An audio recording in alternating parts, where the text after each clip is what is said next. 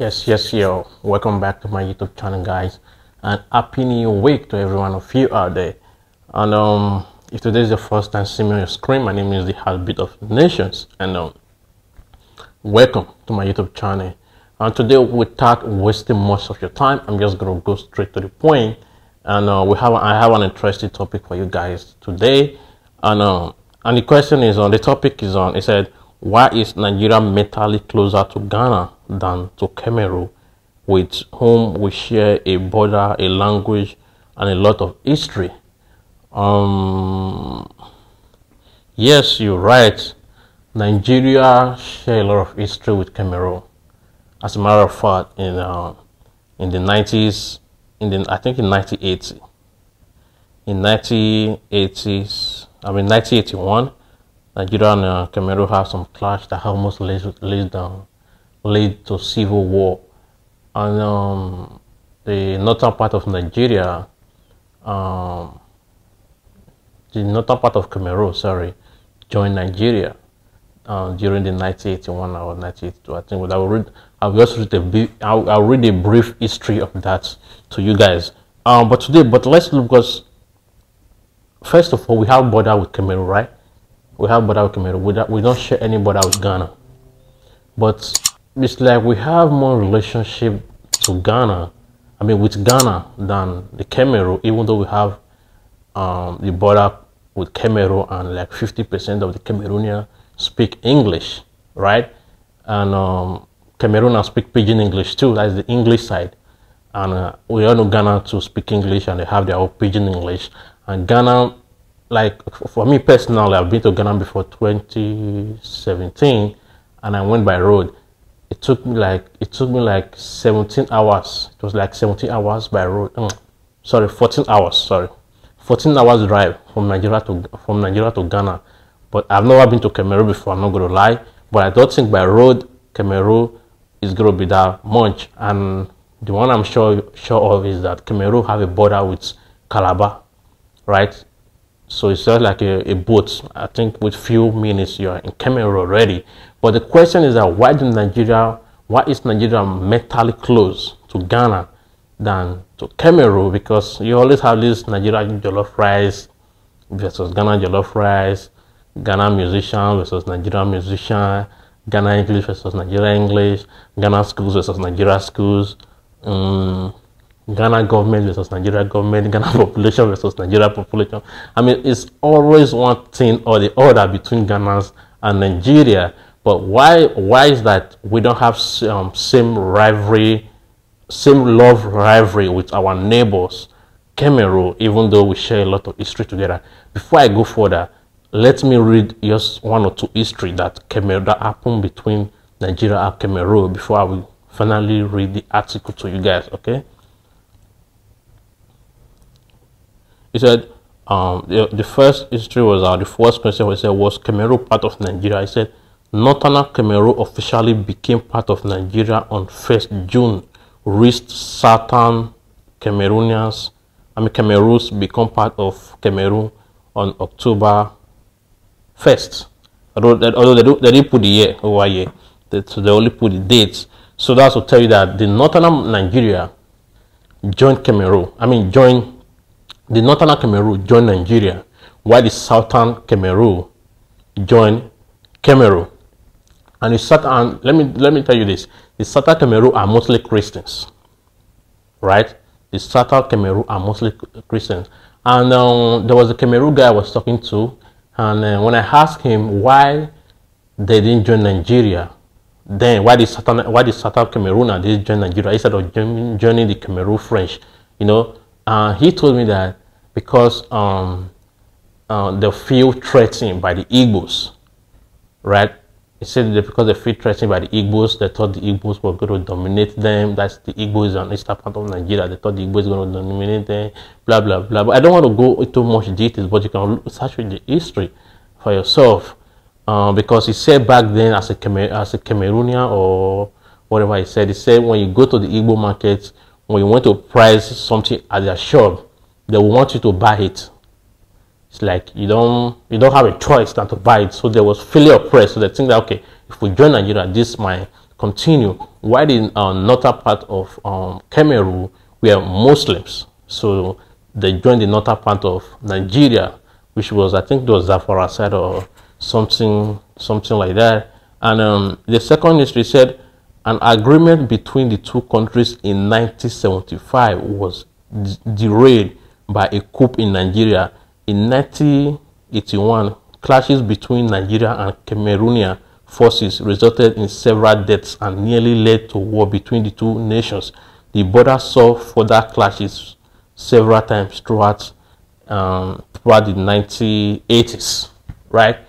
And I think in the early 2000s, Nigeria and Cameroon went to court about there was some pieces of land or acres of land the Nigerian government gave to Cameroon, and it was unknown to the Nigerian government that there was oil on the land. So when oil was discovered on the land, Nigerian government was trying to reclaim back the land, and the Cameroonian government was like, no. I think they took the issue to the courts, and the Cameroonian government won that case. And the land is Bakassi, the name of the land. I mean, it was a popular history. It's a popular history, and it was a popular case between these nations. But I don't, like I said, I don't want to make this video long, so let me go back to the topic, and which says why is Nigeria mentally closer to Ghana than to Cameroon, with whom we share border, language, and a lot of history to it.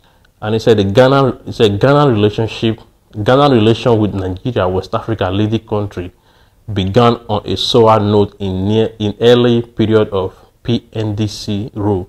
Tension rose immediately after the PNDC disposed Lima in 1981. In protest, Nigeria refused to continue much needed oil supply to Ghana. At the time, Ghana owed Nigeria about $150 million for crude oil supply and depend on Nigeria for about 90% of its petroleum needs. Said Nigeria exposure of more than 1 million Ghanaians immigrants in early 1983, when Ghana was facing severe drought and economic problem, and another 300 in early 1985 on short notice, further strained relations between the two countries. Said in April 1988, a joint commission for cooperation was established between Ghana and Nigeria. A bloodless coup in August 1985 had brought Major General Ibrahim Babangida to power in Nigeria, and Rawlings took advantage of the change of administration to pay an official visit. So the two leaders discussed a wider range of issues focusing on peace and prosperity within West Africa. I say bilateral trade and the transition to democracy in both countries. In early January 1989, Babangida reciprocated with an official visit to Ghana, which the PNDC hailed as watershed in Ghana-Nigeria relations. He said subsequent setback that Babangida initiated in democratic transition process in Nigeria clearly disappointed Accra. Nonetheless, the political crisis that followed Babangida annulment of result of the June 1993 Nigeria presidential election, and Babangida's resignation from the army and the presidency 2 months later did not significantly alter the existing close relation between Ghana and Nigeria, two of most important members of ECOWAS and Commonwealth of Nations, after the takeover in November 1993 by General Sani Abacha as the new Nigeria head of state. Ghana and Nigeria continued to consult on economic, political, and security issues affecting the two countries and West Africa as a whole. Between early August 1994, when Rawlings became ECOWAS chairman, and the end of the following October, the Ghana president visited Nigeria 3 times to discuss peace process in Liberia and measures to restore democracy in that country. So even though Ghana and Nigeria have the history the experience, the culture, the resolve, the people, and the resources to lead both the region, integration, and economic growth. The foreign policy of Nigeria towards Ghana in particular, and the relation between the two countries in general over the years, had faced dramatic twists and turns in restless manner. The relation between the two countries have escalated between cooperation and mutual suspicion. There is no gainsaying the fact that both countries are forced to reckon with not only in sub-region but also in Africa continent. They both need to complement each other effort to make ECOWAS a powerful trading bloc as more investment, bilateral relation between the two countries would lead to West Africa sub-region prosperity, right? So, I mean, according to this article, which is very true for me, in my opinion, I agree with this article from this guy, and his name is Nwosu, Ike Nwosu. I agree with it because Ghana and Nigeria is like, they are the biggest country. They are the biggest country in West Africa. So they need this joint collaboration, this friendship, brotherhood, or whatever you want to call it, for them to be able to promote West Africa and attract more investors. We all know currently Ghana is facing a lot when it comes to debt. Right, they are facing a lot when it comes to economical debt, and Nigeria too, on the other hand, is not free.